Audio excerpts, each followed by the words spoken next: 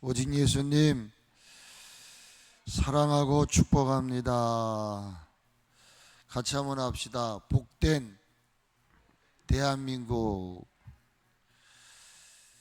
6월달을 우리가 호국 보훈의 달이다 이렇게 얘기를 해요.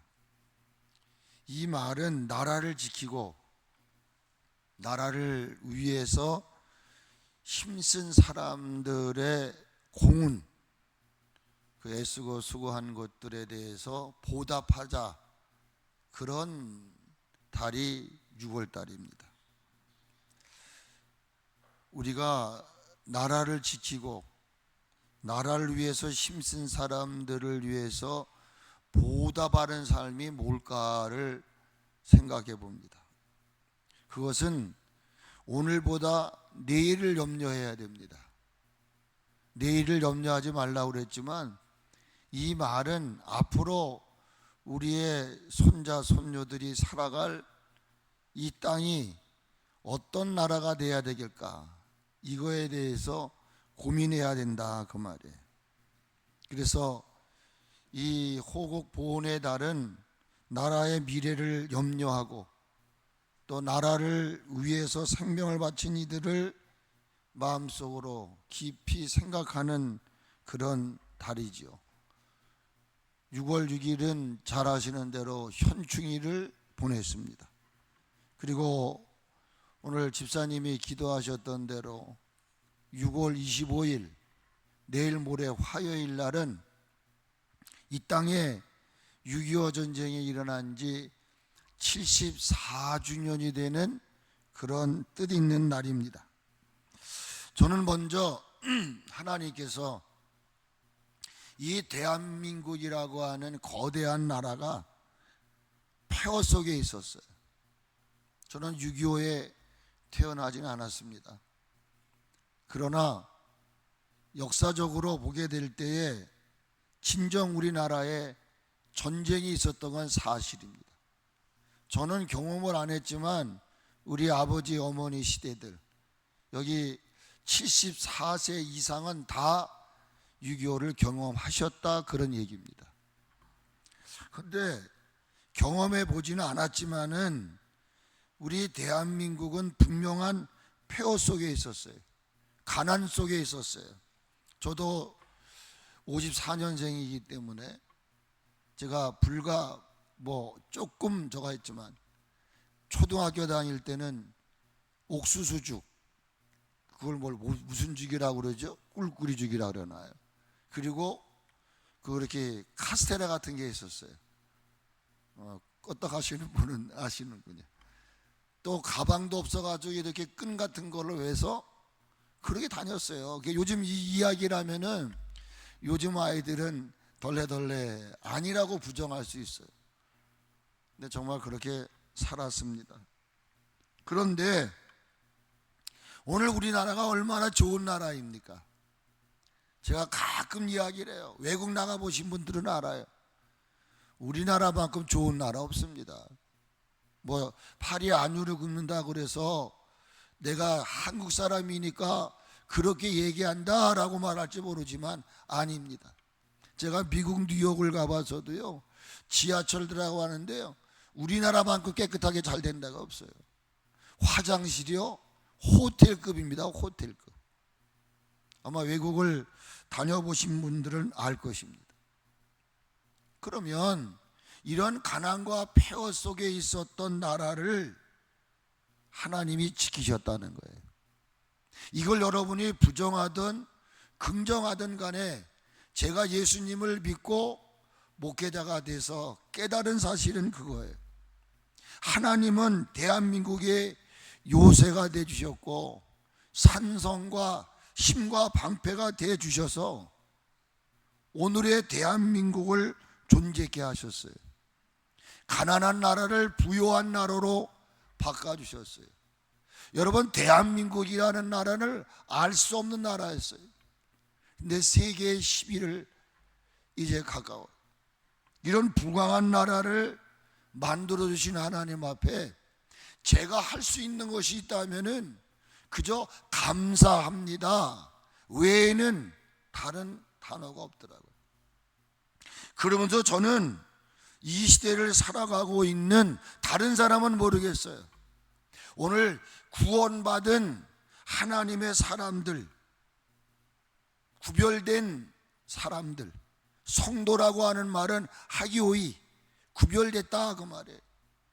이 성도들의 관심사가 과연 무엇이 되어야 될까?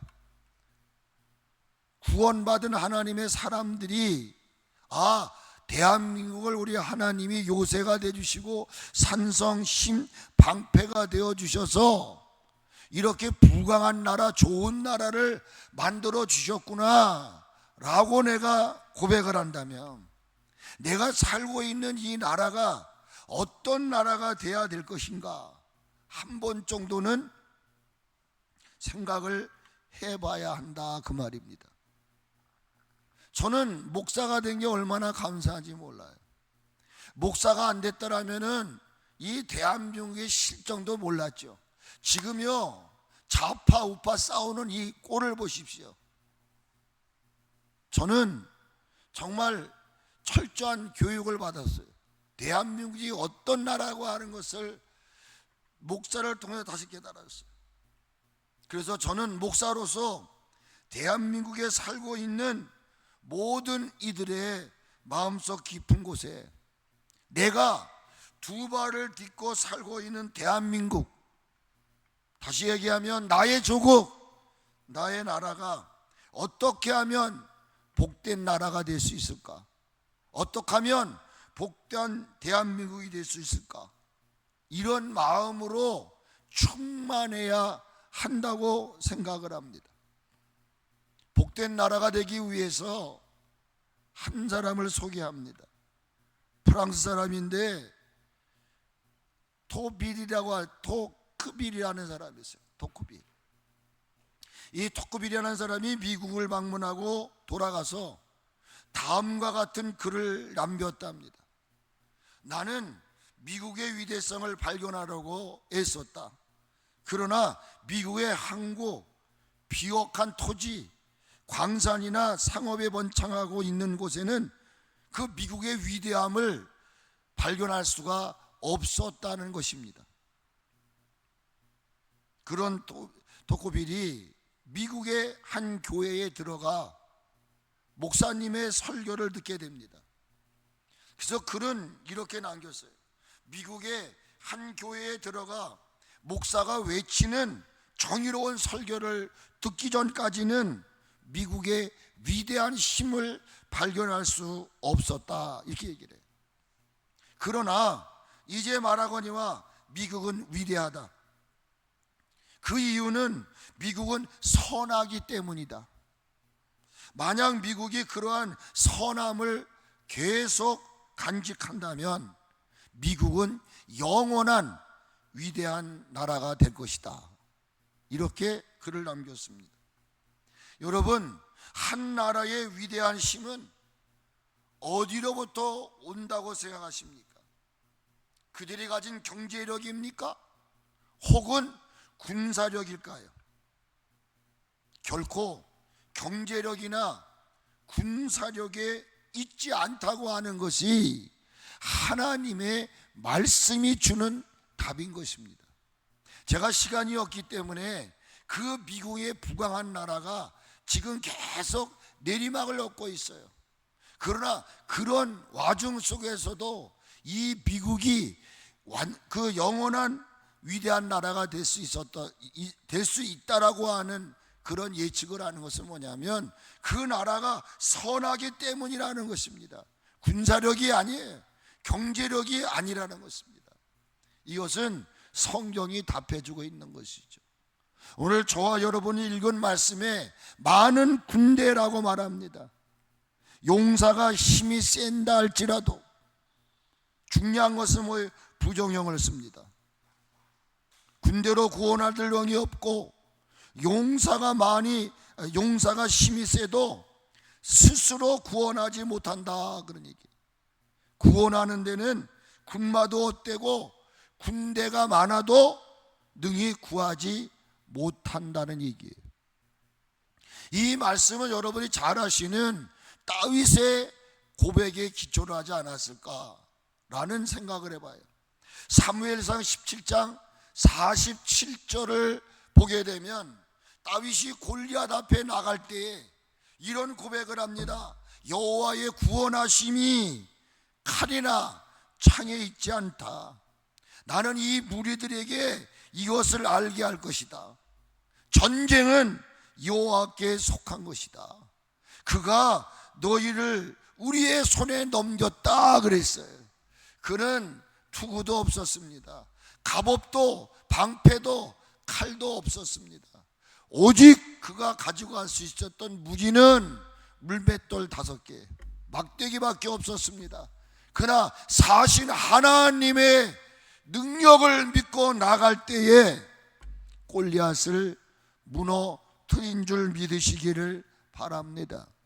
하나님은 지금도 사무엘을 통하여, 시인을 통해 큰 경제력이나 군사력은 오히려 멸망으로 인도하는 지름길이 될 수 있다고 하는 사실을 암시하고 있는 것입니다.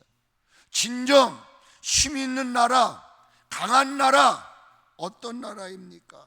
저는 목회자로서 저 자신부터 한 가지 제안하고 싶어요.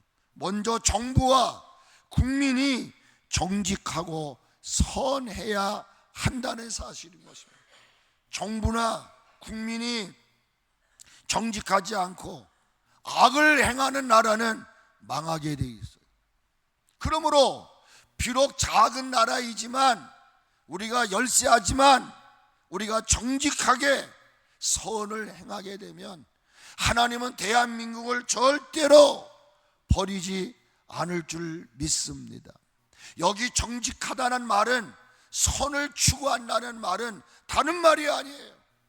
진리를 마음껏 소리 높여 외칠 수 있는 나라, 삶의 기준과 윤리와 도덕과 정의가 살아있는 나라, 온 백성이 하나님만이 이 땅에 존재하는 모든 신들 가운데 가장 위대한 신이다, 하나님 외에는 다른 분은 없다, 이렇게 인정하고 하나님을 높이고 하나님을 두려워할 줄 아는 나라가 가장 강한 나라인 줄로 믿습니다.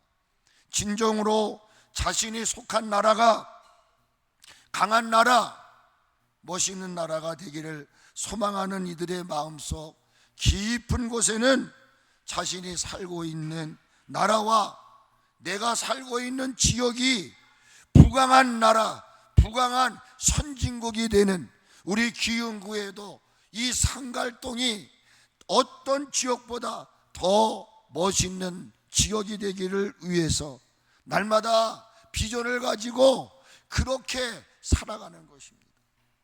이러한 우리들의 마음속에 지니어야 할, 다시 얘기하면 부강한 나라, 강한 나라, 복된 나라를 소망하는 이들의 마음속에 간직해야 될 것이 뭐냐? 첫째로 나라와 국정을 이끌어가는 모든 이들을 위해서 중보 기도를 드릴 수 있어야 한다는 말입니다. 세상에 믿지 않은 사람들은 모르더라도 우리 섭리교회 성도님들만큼은 여러분, 나라와 국정을 이끌어가는 리더자들을 위해서 중보 기도할 수 있기를 예수님의 이름으로 축복합니다. 이 말씀은 제 이야기가 아니에요. 디모데전서 2장 1절로 2절에 이런 말을 해요. 그러므로 내가 첫째로 권한다. 바울이 디모데에게 권하는 것이 뭐였느냐 하면은 모든 사람을 위하여 기도하라는 것입니다. 누구를 위하여? 모든 이들을 위하여. 여러분, 기도할 때에 내가 밉다고, 나를 괴롭힌다고 이 사람은 기도 대상에서 제외, 이거 안 돼요. 기도하되 모든 사람을 위하여 첫째로 뭐라고 말해요? 간구. 이 간구는 뭘 말하냐면 간절히 바라는 마음으로 기도하는 걸 얘기하는 거예요. 이 간구는 구할 것을 얻기 위해서 강력하게 매달리는 이런 기도를 간구라고 말하는 거예요. 또 기도와 도고라고 말합니다. 이 도고라고 하는 것은 어떤 걸 말하냐면 남을 위하여 간구하는 중보 기도를 뜻하는 거예요. 우리가 기도할 때 정말 애절하게 부르짖어야 할 기도가 있어요. 또한 우리가 일상적으로 매일 기도하는 기도가 있어요. 그런가 하면 기도는 파장형이에요. 잔잔한 그 냇가에 물을 탁 던지면 돌 한 맹이를 하나를 던졌는데 파장이 팍팍팍팍 나타나요. 중보기도라고 하는 것은요, 나를 중심으로 해서 땅끝까지 계속 퍼져나가는 걸 말하는 거예요. 그런데 여기 이야기를 해요. 너희가 중보기도하는 대상이 누구냐? 임금들과 높은 지위에 있는 이들이라, 이렇게 얘기를 해요. 누구라고요? 임금들. 임금은 지금으로 말하면 누구를 얘기하는 거겠어요? 대통령을 말하는 거겠죠. 높은 지위라고 하는 것은 그 외에, 아시죠 여러분? 저는 국회의원을 위해서 기도하라고 생각합니다. 제일 인기 없는 게 국회의원이래요. 지금 국회의원들 일하는 거 보세요. 다 우리가 지금 세금을 내서 하는 사람들 아니에요? 그런데 이렇게 기도해야 하는 이유가 뭐냐? 두 가지를 얘기해요. 고요하고 평안한 생활을 하려 함이라 그랬어요. 근데 중요한 게 뭐냐면은 고요하고라는 말이에요. 이 고요하다는 말은 잠잠하고 조용하다라는 거예요. 지금 여러분 대한민국이 조용합니까? 대한민국의 여러분 얼마나 지금 시끄럽습니까? 나라와 사회가 혼란하면, 이번에 청와대 우리가 관람 갔다 오다 보니까 그 세종 그 광화문 내거리에 또 거기 그 조선일보가 앞에 1인 시위하는 사람들도 있더라고요. 세상 참 우리 대한민국 좋은 나라야. 곳곳마다 시위하는 이들도 있더라고요. 지금 국회는 시작이 됐잖아요. 18개 상임위원회가 난리입니다, 난리. 아니, 법사위원장이라는 분이 알고 보니까 군대도 안 갔다 왔대요. 예, 방위 출신이랍니다. 그런데 투스타가 나왔는데 일어나, 앉아, 퇴장. 국민들이 지금 그러니까 이런 사람을 뽑았냐 이거예요. 생각도 없고 말도 없는. 그러니까 여러분 지금 우리가 국회에 18개 상임위원회를 위해서 교육, 외교, 통일, 국방, 행정 어느 부서든지 기도해 줘야 돼요. 정말 입법기관이라고 말하는 국회가 말도 많이 해 지금. 고요한 나라, 평안한 나라, 이게 국민이 원하는 거 아닙니까? 그래서 뽑아준 거예요. 근데 그들의 말은 국민들이 보고 있지 않느냐 이거예요. 자기만 지지하는 사람들이 보고 있습니까? 여러분, 여야가 구분돼서는 안 돼요. 나라가 잘 되기 위해서는 여야 없이 하나의 마음을 가지고 어떻게 하면 대한민국이 잘 될 것인가. 그렇다고 해서 저는 여가 잘했다 이렇게 얘기하고 싶지도 않아요. 그 밥에 그 맛이지 날 게 뭐 있겠어요. 그러나 목사요 국민의 한 사람으로 마음이 아픈 것은 평안한 삶, 고요한 삶을 위해서 특별히 우리 예수 믿는 사람들은, 교회 다니는 사람들은 중보기도 하라고 그랬거든요. 그런데 중보기도 하기보다는 오늘 우리 사회 속에 보면은 대통령의 국정이 실패하기를 바라며 탄핵을 운운하고 임기 내에 대통령의 자리에서 하야해야 한다고 주장하는 이들이 있어요. 나라가 발전하기를 기대하기보다는 자기네들 간에는 나라가 잘 되기를 바란다고 말하는 것이지만, 생각이 있는 사람이 보면 저 행동이 과연 나라가 잘 되게 하는 것인가? 야여를 떠나서 정말 정직한 마음으로 한번 보자고요. 저게 나라를 잘 되게 하는 것인가? 여러분, 우리 국민들은 심판자가 돼야 돼요. 그런데 나라의 발전을 회방하는 불순자들이 국민들 중에 공존하고 있다는 것입니다. 어려울수록 하나가 되어야 하는데, 힘들수록 마음과 생각을 하나로 묶어야 하는데, 누가 그랬대요? 뭉치면 살고 흩어지면 죽는다. 요즘에 또 그것도 잘못 말하면 자파라고 그럴 거예요. 또 세상이 왜 이런 세상이 됐는지 몰라. 그렇습니다. 어려울수록 하나가 돼야 됩니다. 우리나라는 저력 있는 나라예요. 어려울 때 금을 모으고, 그래서 어려울 때마다 위기를 넘긴 나라가 대한민국 아닙니까? 다시 한번 강조하고 싶어요. 진정한 나라의 힘, 곧 국력은 국민들의 신앙과 애국심과 도덕성의 바탕 위에 교육, 과학, 기술, 경제, 외교, 정치, 국방, 국회, 입법, 활동력, 사법부의 정치력, 행정부의 능력과 청렴성을 통해서 만들어져 가는 거예요. 이러한 바탕 위에 대한민국 정부가 많은 나라로부터 국제적으로 경쟁력 있는 나라로 인정받아야 될 줄로 믿습니다. 대통령이 요번에 청와대를 가서 보니까 그 임기 2년 동안 행한 일이 있더라고요. 어마어마하더라고요. 저희 홈페이지에 보면은 제가 청와대 관람 갔다 온 거 사진 찍은 게 있어요. 뭐 정말 애썼더라고요. 그런데 이런 공이 나타나지 않는 게 지금 현실 아닙니까? 여러분, 나라의 힘, 나라의 국력은 다른 게 아니에요. 정말 이 부강한 나라가 돼야 될 줄로 믿습니다.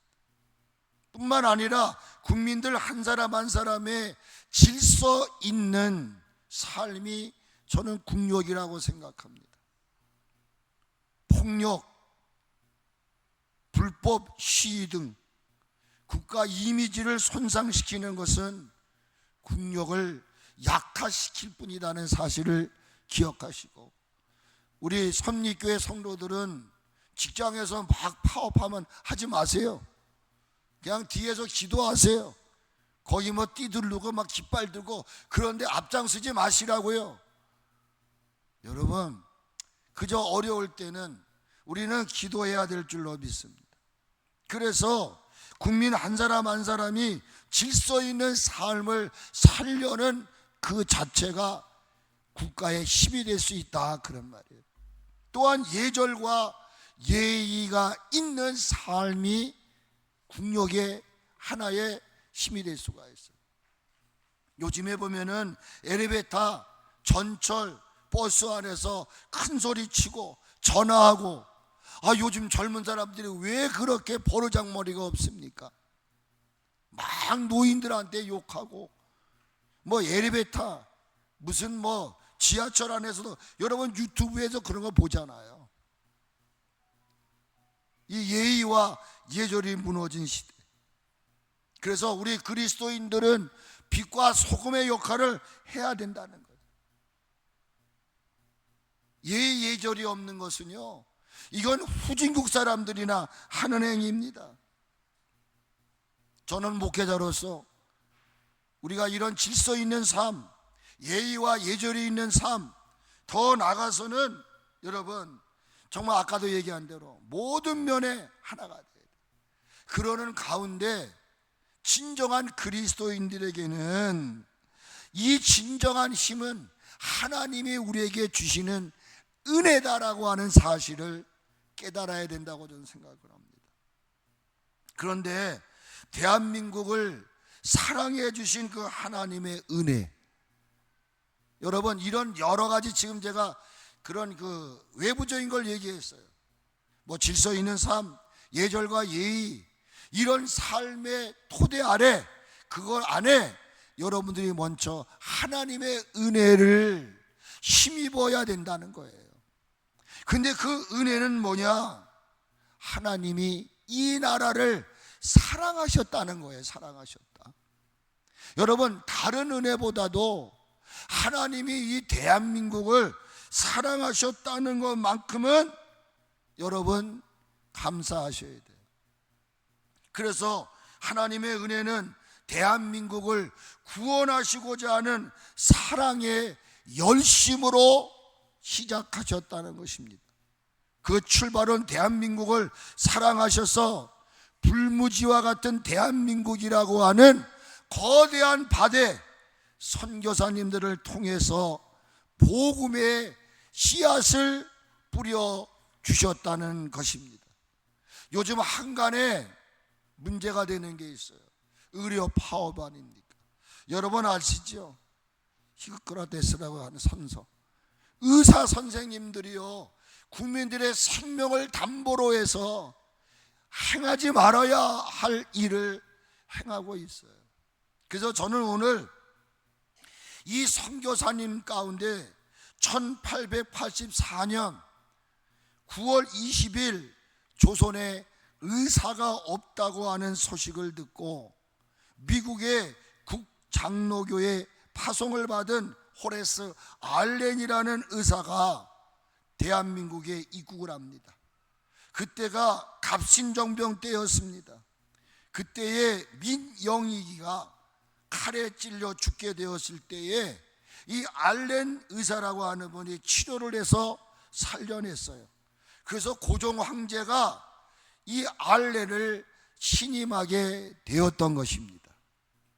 여러분, 제가 오늘 이 호레스 알렌이라고 하는 이분이 참 고위직에 있던 분인데 선교사로 우리나라에 올 때는 의사라고 하는 명칭을 가지고 왔어요.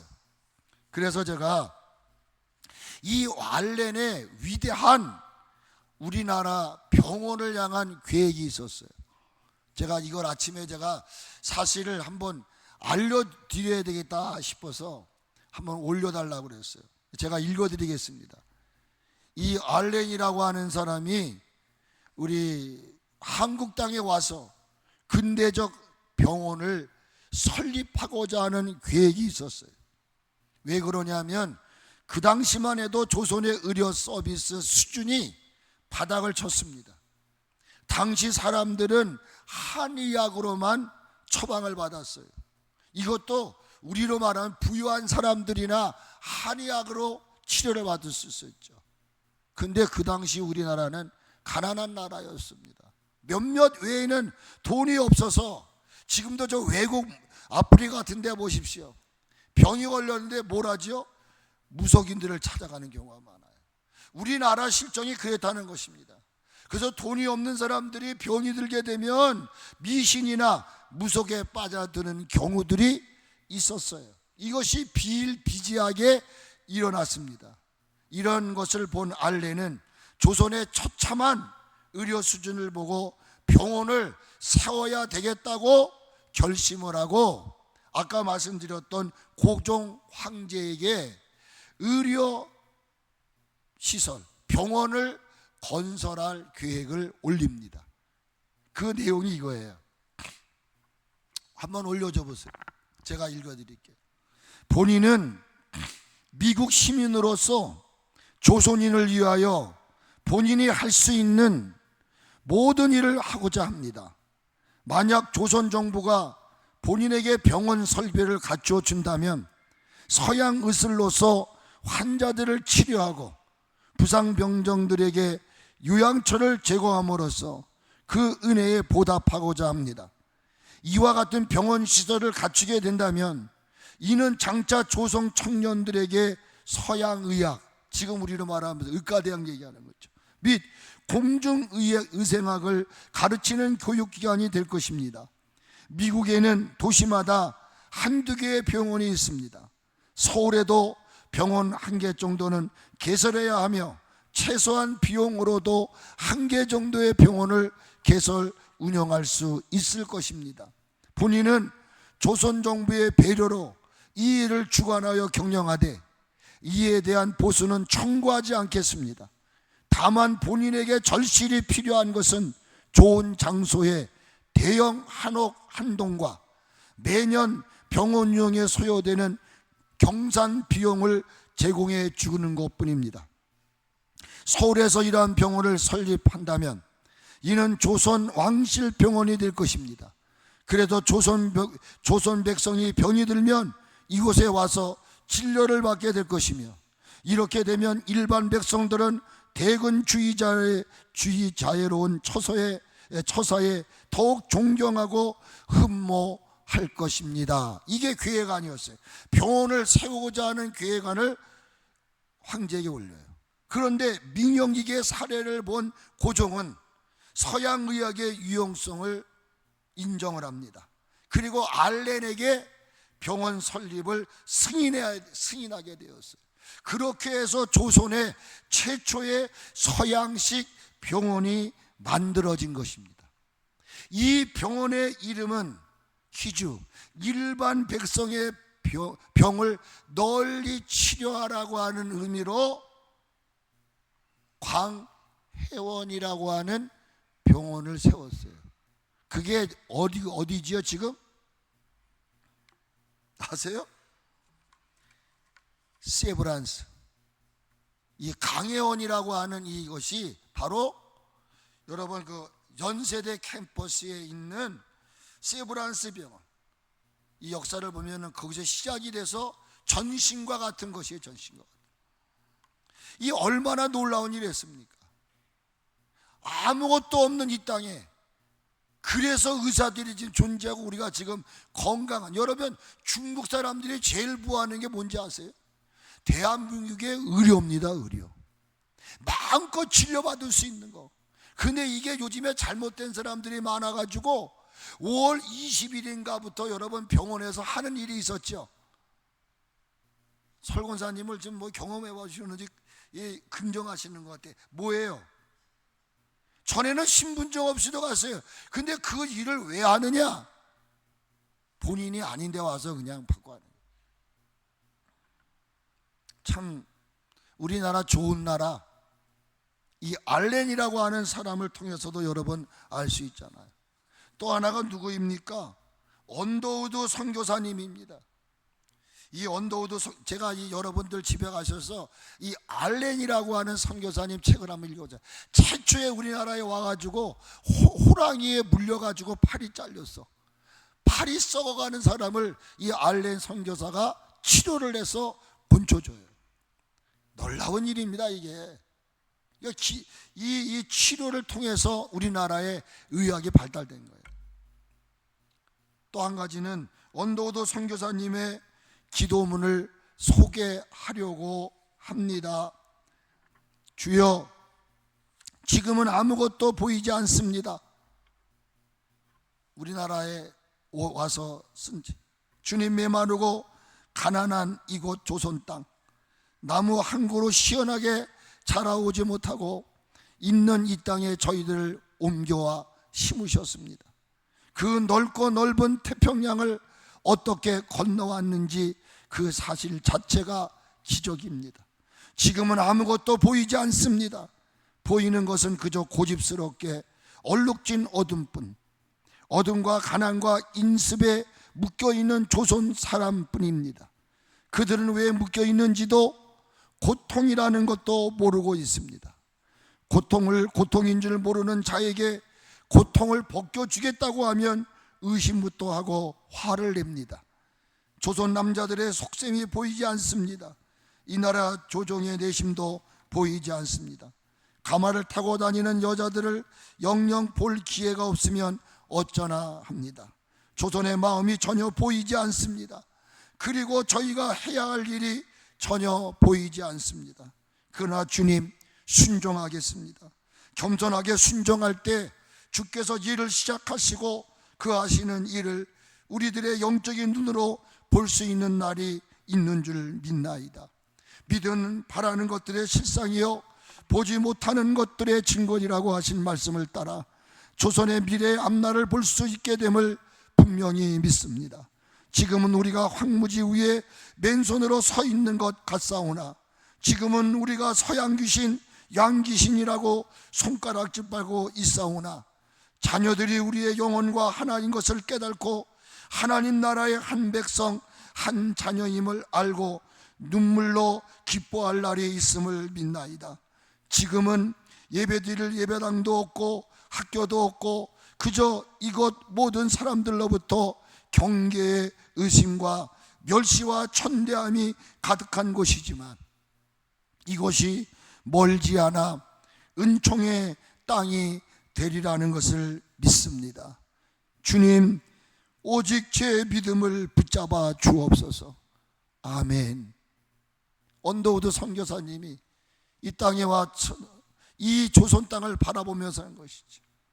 그래서 그는 1916년에 10월 57세로 죽게 됩니다. 그리고 이어 1949년에 3월에 공산당에 살해당한 부인과 함께 지금 서울 양화진 외인묘소에 있습니다. 저는 분명히 믿습니다. 대한민국은 순교의 피로 세워진, 그리고 순교의 피로 세운 나라가 대한민국입니다. 뿐만입니까? 1950년 6월 25일 날 시작되어 53년 7월 27일 정전협정이 체결하기까지 약 3년 1개월 2일이라는 동안 이 한반도에 전쟁이 일어났습니다. 그때의 유엔군 22개국에서 179만 명이라고 하는 젊은이들이 이 대한민국에 온 것입니다. 참전을 했고 이 중에 3만 6천 명이 대한민국을 위해서 사망했어요. 여러분, 어찌 지금 좌파냐 야파냐 우파냐 이거 따지면 안 돼요. 대한민국은 선교사님들의 피로, 이 3만 6천 명이라고 되는 젊은이들의 숭고한 생명들, 선교사님들의 헌신의 피가 묻혀진 나라가 대한민국입니다. 우리가 이 시간 하나님 앞에 예배 드릴 수 있는 것도 이들의 헌신과 이들의 순교피. 근데 우리는 이걸 모르고 살아요. 대한민국 한 사람 한 사람의 마음과 삶은 순교자적인 마음, 다시 말하면 순교자적인 거룩한 정신으로 살아가야 됩니다. 한국교회가 변화되어야 됩니다. 우리 성도들부터 목회자들부터 회개해야 됩니다. 그렇지 않으면 대한민국에 소망이 없어요. 복된 대한민국을 위해서, 복된 국민을 위해서 우리는 정말 나라의 소중함을 깨달아야 됩니다. 저는 지금 마음을 바꾸는, 대한민국이 어떤 나라라는 사실을 아까도 말씀드렸어요. 저는 목사가 되고 나서 성경을 읽고 나면서 그 하나님의 심오한 역사, 여러분, 그래서 얼마 전에 제가 건국전쟁이라고 하는 걸 KBS인가 어디서 하는 거 한번 보라 한 적이 있어요. 제가 이제 다음 주에는 어떻게 하면 복된 나라가 될 수 있을까를 말씀드리려고 하는 것입니다. 오늘은 제가 나라에 대한 것에서 말씀만 드렸어요. 우리 대한민국에 살고 있다고 하는 것에 대해서 감사하시고요, 오늘부터 대한민국을 위해서 기도하는 여러분이 되시기를 축복합니다. 고요한 나라, 평안한 나라, 전쟁 없는 나라가 되기 위해서는 저 세상에 믿지 않은 사람부터 기대하지 마세요. 우리 예수 믿는 저와 여러분부터 질서 있는 예의와 예절이 있는 그것 토대 아래 하나님이 나라 사랑하는 마음을 주십시오. 나라 사랑하는 마음을 주십시오. 그래서 대한민국을 위해 기도하는 여러분 되어질 수 있기를 예수님의 이름으로 축복합니다.